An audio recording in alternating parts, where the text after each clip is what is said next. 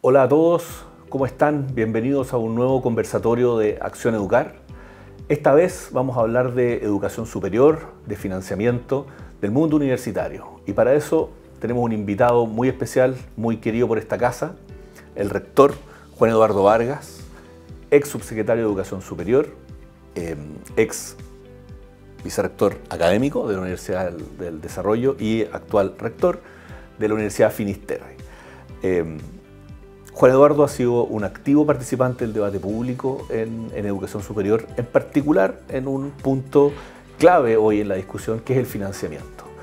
Y hablamos de financiamiento porque hoy en la Comisión de Hacienda de la Cámara de Diputados se está tramitando el FES, el sistema que el gobierno del presidente Boric ha propuesto para reemplazar el CAE, junto con una estrategia de repactación o de condonación parcial de las deudas educativas.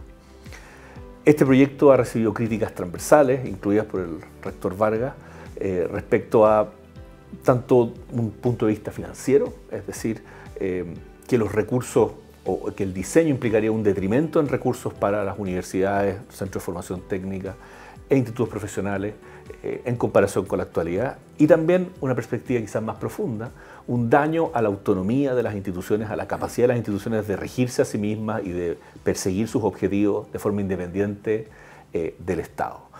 A pesar de estas fuertes críticas, el gobierno no ha modificado su proyecto y este continúa en tramitación. Para poder profundizar en los temas que han surgido, las críticas que han surgido respecto al FES, queremos conversar con el rector Vargas y comienzo esta conversación, Juan Eduardo, con la primera pregunta. De estas críticas al FES, de estos problemas que se han identificado, ¿cómo ves tú que afectan a la Universidad Finisterre, al sistema? ¿Cómo ves tú este proyecto? Bueno, gracias Daniel en primer lugar por la invitación. Me siento también muy acogido, digamos, aquí en Acción Educar. A ver, quizás convenga que vayamos desmenuzando el proyecto a lo largo de la conversación para no ahondar de una en todos los problemas que presenta, pero yo te lo resumiría respecto del efecto que tiene en la institución que me toca dirigir ahora, que es la Universidad Finisterre, de la siguiente manera. Nuestra universidad actualmente se encuentra adscrita a la política de gratuidad y tenemos un porcentaje relevante de nuestros estudiantes que estudia gracias a ese beneficio. 2/3 de nuestros estudiantes, de hecho, están actualmente estudiando en nuestra universidad financiados por gratuidad. Desde ese punto de vista, el efecto que tiene el FES en nuestra institución es, yo lo he dicho de esta manera, desde el punto de vista financiero, es negativo, evidentemente, pero marginalmente negativo. Es decir, nos va a afectar por el hecho de que el FES, tal como está diseñado, impide en la práctica el copago por parte de estudiantes que actualmente financian sus estudios gracias al CAE, más un cierto copago que ellos están en condiciones de hacer. Eso nos afecta negativamente y, por cierto, eso tiene un efecto negativo también en la calidad futura de nuestros diversos programas. Pero más allá de eso, y después vamos a ahondar también en el efecto negativo que se acrecienta en virtud de otras políticas como la de los aranceles regulados, más allá de eso, yo creo que hay dos elementos interesantes que es importante sacarlos a la luz. El primero de ellos dice relación con que nosotros como universidad actualmente buscamos una diversidad, es decir, estamos orgullosos de que en nuestras aulas se encuentren estudiantes provenientes de diversas sensibilidades, de diversas realidades, de diversos niveles socioeconómicos. Sin embargo, este esfuerzo por tener una adecuada representación de la sociedad en nuestra universidad puede verse truncado por el hecho de que el FES va a implicar en los hechos un impuesto a los graduados.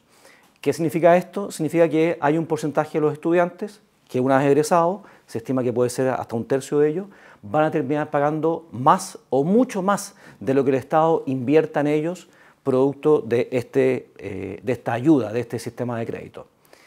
En la práctica, muchos de esos estudiantes son estudiantes que provienen de contextos más, de mayores recursos. Y es posible, o altamente posible, que esos estudiantes no quieran tener un impuesto, digamos, no quieran verse afectados por este impuesto graduado y en consecuencia opten por otro tipo de universidades que no adscriban al FES. En consecuencia, y con esto anticipo otro de los efectos negativos, lo que va a producir el FES además es un efecto segregación. Es decir, hay un tipo de universidades, no son muchas, son bien pocas, pero que ya públicamente lo han esbozado, que no van a adscribir al FES si es que termina siendo aprobado tal como está diseñado, tal como ha sido propuesto. Pues bien, eso va a producir el mismo efecto que en el sistema escolar ocurre con los colegios particulares pagados. Vamos a encontrarnos con un grupo de universidades muy pequeñas que se van a volver aún más elitistas, haciendo que el sistema como un todo, el sistema de educación superior, que debe ser de suyo, lo más inclusivo posible, se vuelva más segregado.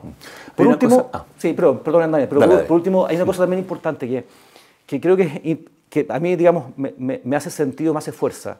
Yo evidentemente veo el efecto negativo en mi institución, pero yo siempre digo lo siguiente, ojo, lo que afecta a tu vecino, lo que afecta a la universidad al lado, lo que afecta al sistema de educación y particularmente al subsistema universitario, también me afecta a mí. O sea, yo no voy a quedarme indiferente, aun cuando el FES no me afectara en nada, lo cual no es así, pero aun cuando ello hipotéticamente fuese así, algo que afecta negativamente a otras universidades también me termina afectando a la larga a mí, por cuanto este es un sistema o un subsistema que debiese operar, y así opera en la mayoría de los casos, sobre la base de una verdadera colaboración. Así que eso también creo que es importante decirlo. Oye, es súper interesante lo que tocaste de la segregación y sobre todo encuentro muy notable que lo hayas puesto como de los primeros problemas. El rector Peña de la Universidad Diego Portales también hizo este alcance, pero hizo otro que creo que también es muy relevante para la Finisterre por la trayectoria que uno nota que la universidad ha ido tomando hacia la complejización o hacia la mayor investigación. Y lo que dijo Carlos Peña fue esta segregación también se va a manifestar en la segregación de la carrera académica. Hoy día los académicos pueden ejercer su profesión en muchas partes, esta segregación también va a ser académica. Y para una universidad como la Finis, que está ya avanzada en una trayectoria de mayor complejidad, obtuvo la acreditación hace poco de excelencia en el fondo, ¿cómo le afecta eso? ¿Cómo has visto tú también que esta restricción al copago, esta restricción de los recursos por la regulación de aranceles, también afecta esa trayectoria de complejización? Sí. A ver, ahí ya estamos hablando de palabras mayores, digamos. O sea, si sumamos el efecto del FES al de la regulación de aranceles, esto es, el monto que nos pasa el Estado por cada alumno que estudia en gratuidad, ahí evidentemente el efecto es mayor. Y claro, uno lo lleva finalmente a números y claro, yo lo que digo es, en un presupuesto que está ajustado, porque evidentemente en las circunstancias actuales es muy difícil hablar de excedentes, pero en un presupuesto que se encuentra equilibrado o razonablemente equilibrado, cualquier merma que exista respecto a los ingresos nos afecta. Y eso, en definitiva, ¿qué implica? Implica, bueno, de partida, una menor o una ralentización en la contratación de académicos, una menor inversión destinada, por ejemplo, a centros de investigación, un efecto negativo en aquellas acciones que nosotros realizamos y que están relacionadas con lo que se llama ahora vinculación con el medio. Te voy a poner un ejemplo, que es muy concreto, pero también muy decidor. Nosotros tenemos un teatro importante, relevante, de los pocos teatros universitarios que existe en nuestro país. Está inserto, está inserto, digamos, en el medio, tiene una buena cartelera, forma parte de la Feria Internacional de Teatro 1000. En fin, yo creo que muchos de los que nos ven probablemente han ido alguna vez al teatro de la Universidad Finisterre. Por cierto, el teatro de la universidad no es autosustentable. Existe, digamos, un subsidio que hace la universidad y que lo hace felizmente porque entiende que es parte de su rol. Pues bien, ese es el tipo de iniciativas que de una u otra manera se pueden ver en riesgo cuando ante un presupuesto que está equilibrado, digamos, o se mantiene, digamos, en números azules, pero pocos números azules, si tú le quitas ingresos. Entonces, eso, insisto, digamos, más allá de los números, tiene un efecto en las instituciones, en los planes que desarrollan, en la infraestructura que pueden construir y eso, evidentemente al final afecta a la calidad. Es que eso es todo calidad. Y a los propios estudiantes. Todo lo que mencionaste es calidad que va a la formación de los estudiantes. Tal cual. Al final claro, nos quedamos en eso, en los números, en la infraestructura, pero vámonos finalmente a los más afectados. Los más afectados son los estudiantes. Si eso hay que decirlo, digamos, hasta el cansancio. Esto no es una lucha de ego, ni de que queremos aparecer más, ni queremos hacer más cosas, o queremos tener más investigadores. No. O sea, no hay que perderse. El efecto negativo es fundamentalmente en nuestros estudiantes, en aquellos a los cuales se dice que se quiere defender. Entonces, mira lo paradójico. Se dice, no, esto es en beneficio de los estudiantes. Yo digo, no. O sea, será muy aparentemente en beneficio de los estudiantes, pero a la larga los más perjudicados van a ser los propios estudiantes. No hay que olvidar una cosa, Daniel. El 51% de los estudiantes que sigue una carrera o que está en la educación superior en el subsistema universitario lo hace en una universidad privada. O sea, las universidades privadas representan más del 50% de la matrícula de educación superior. Entonces, se las está afectando enormemente. Entonces, tú dices, sí, las universidades, sus proyectos, de acuerdo, pero fundamentalmente el 51% de los jóvenes que eligieron a estas universidades van a ser los más afectados. Juan Eduardo, tú dijiste cuando comenzaste esta respuesta que si al FES le sumamos lo que está pasando con los aranceles regulados. Sería interesante si pudieras profundizar un poco en lo que está pasando con los aranceles regulados, cómo afecta, por qué es tan crítico esta regulación de aranceles. A veces a las personas les suena atractivo, como, oye, los aranceles son caros o efectivamente la educación es cara, regulemos los aranceles, bajemos los aranceles, pero materialmente, ¿qué implica? Y en esa misma línea, ¿cómo afecta a los estudiantes, cómo afecta a la institución esta regulación de aranceles y qué es lo que ha pasado últimamente con eso? A ver, este tema es complejo, voy a tratar de explicarlo en sencillo. El arancel regulado es el monto que pasa el Ministerio de Educación a las instituciones que están adscritas a la política de gratuidad por cada alumno que estudia con gratuidad. Ese monto depende de la carrera que el alumno decida estudiar y, por supuesto, de la institución en la cual decida estudiar. Es distinto el monto del arancel regulado de aquel alumno que estudia Derecho en la Universidad Finisterre versus aquel alumno que estudia Derecho en la Universidad de Chile. Existe actualmente un arancel regulado, un monto que ha determinado el Ministerio de Educación sobre la base de lo que se llamaba anteriormente el arancel de referencia. Y esos montos, lo que establece la Ley de Educación Superior es que deben ser vueltos a calcular sobre la base de una serie de criterios. Más allá de los tecnicismos, lo que estamos observando es que el Ministerio, la Subsecretaría de Educación Superior, actualmente ha emprendido un proceso de recálculo de estos aranceles. Y en virtud del proceso de recálculo, lo que está haciendo en la práctica es quitarle recursos a ciertas universidades, recursos, digamos, a las universidades privadas que están en gratuidad, para dárselos a las universidades tradicionales. Con el agregado de que habiendo accedido a la información que puso a disposición la propia subsecretaría, nos estamos dando cuenta de que aquí hay un efecto completamente discriminatorio. Y lo voy a explicar de la siguiente manera, Daniel. A ver, la ley dice que los aranceles regulados deben cubrir los costos necesarios y razonables de impartir una carrera. Es parte de esa base. Y establece criterios. Oiga, para estos efectos usted considere si la institución está acreditada en qué nivel, si está acreditada en el nivel de investigación, si es regional o no, su tamaño, en fin, una serie de criterios. Pues bien, lo que ha ocurrido es que sobre la base de la información que puso a disposición la subsecretaría, encontramos la siguiente conclusión. O sea, y son números reales, Daniel.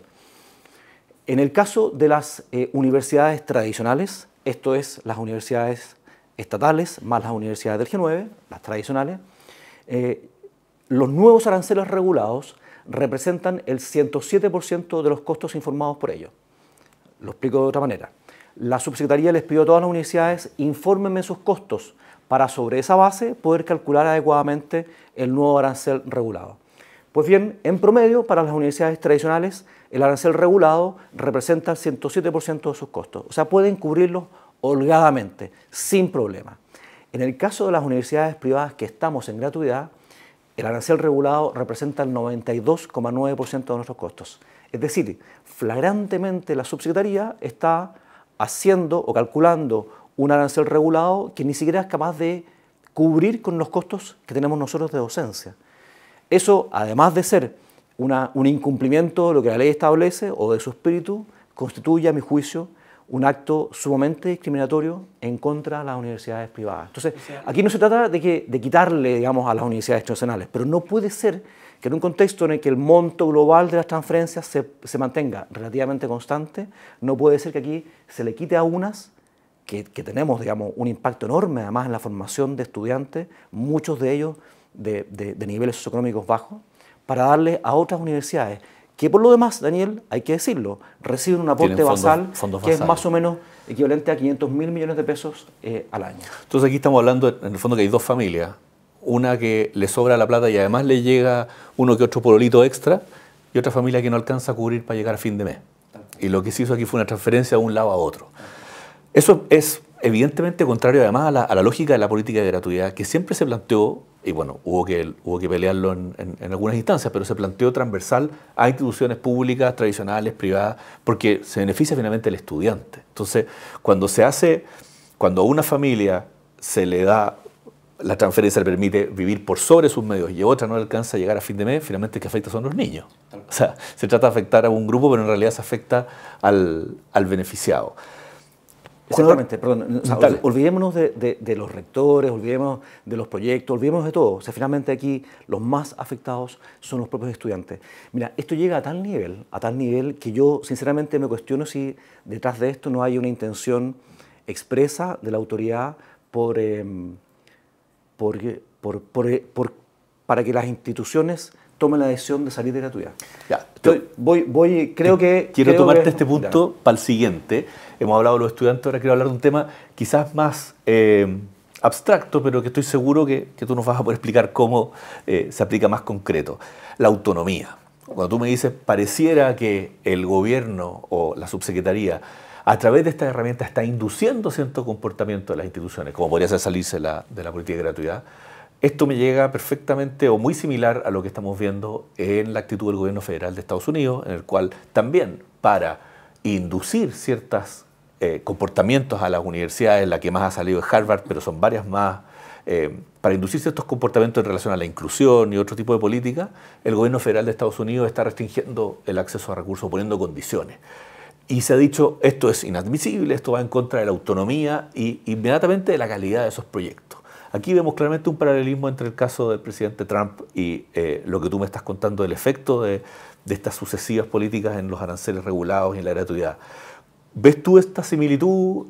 ¿La compartes? ¿Encuentras que está un poco forzada? No, absolutamente la comparto, digamos. De hecho, bueno, he escrito algo al respecto. Me llama la atención, Daniel, profundamente cómo hay personas, digamos, de peso, digamos, sectores relevantes de la población que han rasgado vestiduras con lo que ha hecho Trump, y en buena hora, digamos, me parece que todo aquello que afecte la autonomía o la libertad, digamos, de las instituciones y particularmente de las universidades debe ser combatido, pero no hayan dicho nada respecto a lo que está ocurriendo acá, y es exactamente lo mismo. Es más camuflado, si quieres, de más bajo perfil, con menos estridencia, pero en la práctica el resultado es absolutamente el mismo. Aquí estamos llegando a la siguiente conclusión. Prácticamente el 100% del financiamiento de las instituciones de educación superior va a depender del Estado. Alguna que otra tendrá un poco más, digamos, y habrá espacios para las donaciones, en fin. Pero en la medida en que tú dependes de manera prácticamente íntegra del financiamiento estatal, evidentemente te vuelves mucho más servil a la autoridad. Es inevitable que así sea. Digamos. Está en riesgo la verdadera libertad y autonomía de las instituciones, en la medida en que pasamos a depender casi exclusivamente del financiamiento estatal, que evidentemente está sujeto a las políticas o a las ideologías de turno. Eso me parece de la mayor gravedad, Es parte un poco de lo que estamos viviendo con las autoridades actuales, que en virtud de su ideología han desarrollado estas políticas, este proyecto de ley, esta aplicación de los aranceles regulados, que en la práctica lo que están haciendo es discriminando a cierto tipo de instituciones de educación superior. Mira, yo sé que lo que voy a decir va a sonar un poco fuerte, pero creo que es bueno que la gente se acuerde de lo siguiente. Porque dice, no hay mala intención de parte de la autoridad, no quieren excluir a las universidades privadas, no es que quieran que eliminarlas, no están así. Yo les digo, ojo, acuérdense de lo siguiente, les voy a dar dos ejemplos. ¿Te acuerdas tú cuando se inició la política de gratuidad y cuando a la ministra de Educación de turno se le preguntó por qué una universidad privada, no voy a dar su nombre, había entrado? Y la respuesta de la ministra fue tal cual: es que esta universidad se nos coló. Ese fue el verbo que utilizó, se nos coló. Durante esta administración ha habido, creo que son dos universidades, al menos dos universidades que han entrado a la gratuidad, han adscrito a la política de gratuidad. Pues bien, una de ellas, cumpliendo todos los requisitos, tuvo que recurrir a la Contraloría para que poder finalmente entrar a la gratuidad, dado que las actuales autoridades no habían o habían esgrimido todo tipo de argumentos para no dejarla entrar, en circunstancias que sí cumplía con lo que establece la ley. Entonces, son dos elementos bien decidores a mi juicio de que aquí claramente hay un ánimo en contra de las universidades privadas. Sí. Yo quisiera complementar una cosa más en la arbitrariedad. A veces se dice que el proceso de regulación de aranceles es externo, técnico. Se usa mucho que esto es un proceso técnico que no se puede intervenir. Pero lo que hemos visto nosotros desde el trabajo de Acción Educar es que esto es bastante arbitrario o que deja mucho espacio a la subsecretaría, es decir, a la autoridad política, para mover variables que generan estas diferencias, estas discriminaciones. Lo hemos visto en los últimos procesos de fijación de precios, en que se eligen ciertas variables muy particulares, a veces que uno dice, ¿qué relación tiene esto que ver con la calidad de la docencia? Pero que permiten en la práctica intensificar esta segregación o esta diferencia. Lo que me hace pensar que a lo que tú decías como esto no va a pasar o esto no es tan así. Bueno, imaginemos que no es tan así en esta administración, pero no sabemos qué administraciones vienen. Y a veces uno tiene que pensar, ¿qué pasaría, que es lo mismo que quizás pasa en Estados Unidos, qué pasaría si tomara el poder un grupo o una autoridad menos responsable incluso, que quisiera activamente usar esto? O sea, una cosa es que no se esté usando tan brutalmente o tan fuertemente esta herramienta, pero otra cosa es que esté a disposición. Y yo creo que hoy día el proceso no da garantía, si uno ve las resoluciones que son todas públicas del proceso, el proceso que dirige la subsecretaría no da garantías de las instituciones no fueron escuchadas, el proceso no fue transparente, no se pudo conocer. Y obviamente cuando hay un proceso que, una cosa que no hemos dicho, las universidades se piensan de a 20 años, de a 30 años quizás. Y cuando tú tienes un proceso que va variando permanentemente y en 5 años pueden cambiarte totalmente un presupuesto, es muy difícil planificar y efectivamente termina siendo arbitrario. Sí, de hecho, bueno, permíteme agregar un elemento más respecto del grado de discrecionalidad que puede tener la autoridad. Hay un elemento en el FES que, respecto del cual no se ha reparado lo suficiente, que es la regulación que se hace de las vacantes. Es decir, lo mismo que se hace respecto de gratuidad, se hace en el caso de aquellas instituciones que adscriban al FES. En la práctica, lo que se hace es que se limita el crecimiento de las instituciones. Se les pone un crecimiento máximo de entre un 2 y un 3% para la matrícula de primer año. O sea, es decir, todo el sistema en la práctica va a estar completamente constreñido en su crecimiento. Es bastante absurdo, desde ese punto de vista, Daniel, pensar en qué sector del país la autoridad restringe el crecimiento. A todo el sistema. No hay un argumento racional que lo avale. Pero más allá de eso, fíjate lo siguiente, establece la ley y el proyecto que esto se va a regular igual como lo hace la gratuidad. La gratuidad se hace en virtud de una resolución exenta que cada 3 años emana de la Subsecretaría de Educación Superior. Pues bien, ¿por qué la Subsecretaría de Educación Superior en la próxima regulación de vacantes no podría decir vamos a acotar el crecimiento para 2%, pero para las universidades estatales crecimiento ilimitado? Muy parecido a lo que de alguna manera vimos en el caso de la educación escolar con este impedimento que se hizo al crecimiento de nuevos proyectos, a la generación de nuevos proyectos, si es que había vacantes en colegios públicos. Entonces, eso también me parece que no solamente le resta dinamismo, sino que da un grado de arbitrariedad que puede ser muy, muy complejo para nuestro sistema. Déjame agregar otro ejemplo en esa línea. El tamaño de las instituciones es una variable importante a la hora de fijar los aranceles para la subsecretaría. La universidad más chica del sistema, la Universidad de Aysén, está clasificada como grande y recibe la prima, el extra de financiamiento que recibe una universidad grande. ¿Por qué? Porque se decidió dividir por región. Ese es el nivel de arbitrariedad que puede llegar a tener este poder del Estado, que a la más chica la considera grande. Podemos opinar, pero claramente aquí la racionalidad tiene sus límites. No, sí, es realmente absurdo, Daniel. Porque además las propias bases técnicas hablan de que la manera más común en la que se entiende si una institución es grande o pequeña es en virtud del número de estudiantes. Y sin embargo aplican criterios que son completamente rebuscados para beneficiar a aquellas que sí quieren beneficiar y perjudicar a las que evidentemente quieren perjudicar. Lo mismo que tú decías respecto, por ejemplo, del número de doctorados acreditados. ¿Qué tiene que ver la acreditación de un doctorado con el costo de impartir la docencia? No, y hay algo peor, que quizás esto es muy técnico, pero para que se entienda. Te dan un premio, hay un mejor arancel por tener doctorados, una proporción de doctorados acreditados, pero no va por carrera. Entonces, ¿alguien me puede explicar cómo tener un doctorado acreditado en Derecho hace que la carrera de Química sea más cara de impartir? No tiene ningún sentido, es una arbitrariedad total.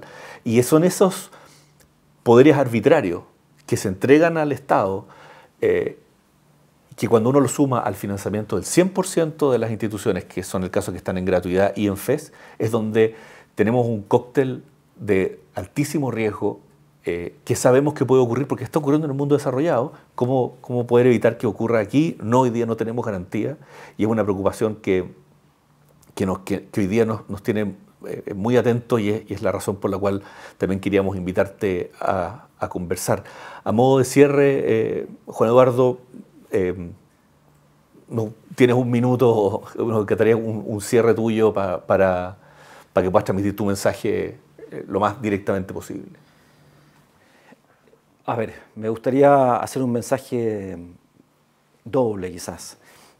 Por una parte, yo creo que es importante que todas aquellas instituciones que nos vamos a ver afectados por esto, levantemos la voz. Se dice, digamos, y con razón, que la misión de las universidades es la búsqueda de la verdad. Por supuesto que podemos discurrir largamente respecto de qué es la verdad, pero bajo ese criterio creo que es importante que las universidades levantemos la voz y no quedemos presos de eventuales represalias que podamos sufrir por parte de la autoridad. Me parece importante levantar la voz porque esto nos afecta a nosotras como universidades, sin ninguna duda, pero afecta particularmente a nuestros estudiantes y al sistema.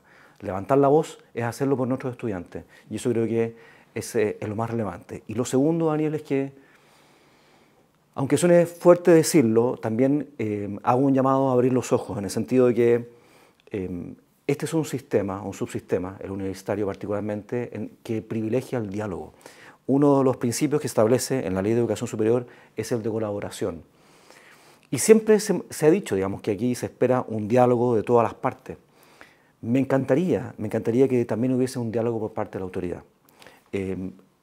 Una anécdota, entre comillas, que ocurrió. En el gobierno pasado, el presidente Piñera, nosotros conformamos un consejo asesor para la educación superior, que por primera vez sumaba a todas las instituciones de educación superior para que tuviesen un espacio de interacción entre ellas y con la autoridad. Pues bien, una de las primeras cosas que hizo esta actual administración fue eliminar ese consejo. Y en la práctica lo que hemos visto, su comportamiento lo que ha sido es hacia la exclusión en cuanto a su opinión de ciertas instituciones, particularmente las universidades privadas. Mi ánimo sigue siendo el de conversar, el de dialogar, pero en la medida que también exista un verdadero ánimo de dialogante por parte de la autoridad. Ojalá que así lo logremos por el bien del sistema. En la tramitación, perdón que agregue esto en el cierre, pero en la tramitación del proyecto, lo que tú dices se ha visto lamentablemente muy afectado. Incluso la subsecretaría prometió una serie de indicaciones, de cambios al proyecto para hacerse cargo de las críticas transversales de los rectores. Esto fue hace varios meses y todavía no conocemos ninguno de esos cambios. Entonces ese ánimo de dialogar, la autoridad está aún muy en falta. Juan Eduardo, muchísimas gracias. Rector, muchísimas gracias por acompañarnos hoy día. Es un privilegio para nosotros contar con tu visión y tu análisis. En Acción Educar seguiremos muy presentes y muy activos defendiendo el diálogo entre quienes efectivamente hacen la educación posible y quién es el regulador que debiera facilitar y no impedir el desarrollo de una mejor educación superior para todos los estudiantes. Muchas gracias y ya nos veremos en un próximo conversatorio.